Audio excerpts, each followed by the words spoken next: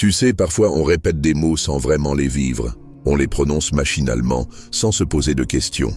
Bismillah ar-Rahman ar-Rahim. Combien de fois l'as-tu dit aujourd'hui? Mais as-tu déjà ressenti ce que signifie vraiment ar-Rahman? As-tu déjà pris une pause? Une vraie? Pour goûter à la douceur de ce nom divin? Aujourd'hui, je veux t'inviter à ouvrir ton cœur, à ralentir, à écouter non seulement avec tes oreilles, mais surtout avec ton âme. Car ce que je vais te dire, ce n'est pas juste un rappel, c'est un appel d'Ar-Rahman. Celui dont la miséricorde coule comme une source éternelle, même quand toi tu t'éloignes. Le sens profond de Ar-Rahman. Ar-Rahman, ce n'est pas juste le miséricordieux. C'est la source absolue de toute Rahma, de toute miséricorde. C'est lui qui donne avant même que tu penses demander. C'est lui qui nourrit le croyant, le mécréant, le pieux et le perdu. Tu respires? C'est Ar-Rahman. Tu es en vie après tant d'erreurs. C'est Ar-Rahman. Ton cœur continue de battre, malgré le poids de tes fautes. Wallahi, c'est Ar-Rahman. Et sais-tu ce que signifie ce nom dans sa puissance? Il n'est pas conditionné par tes œuvres. Il ne dépend pas de ton degré de foi. Il donne parce qu'il est. Il aime parce qu'il est Ar-Rahman.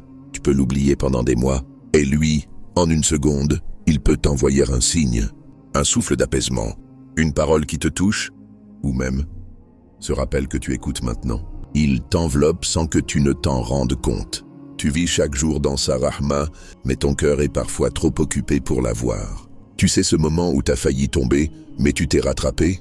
Ce jour où tu pensais ne pas t'en sortir, mais tout s'est arrangé au dernier moment? Ce n'est pas un hasard. Ya Habibi, Ya Ukhti, c'est Ar-Rahman qui t'a protégé. Même quand tu l'as oublié, même quand tu l'as renié, il était là. Il t'a couvert de douceur, comme une mère serre son enfant. Et ce n'est pas une image au hasard. Car même le prophète a dit, Allah est plus miséricordieux envers ses serviteurs que ne l'est une mère envers son enfant. Sahih al-Bukhari. Lui parler, c'est trouver le refuge. Tu veux lui parler? Alors dis tout simplement, Ya Ar-Rahman. Dis-le avec les larmes aux yeux, avec la voix brisée, avec ce cœur fatigué.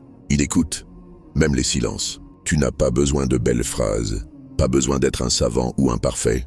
Tu n'as qu'à dire, Ya Rabbi, Ya Ar-Rahman ihtajtu ilayk. Oh mon Seigneur ou Ar-Rahman, j'ai besoin de toi. Et il t'écoutera, il te répondra. Peut-être pas avec des mots, mais avec un apaisement que rien d'autre ne peut t'offrir. C'est ça, la rahma de ton Seigneur.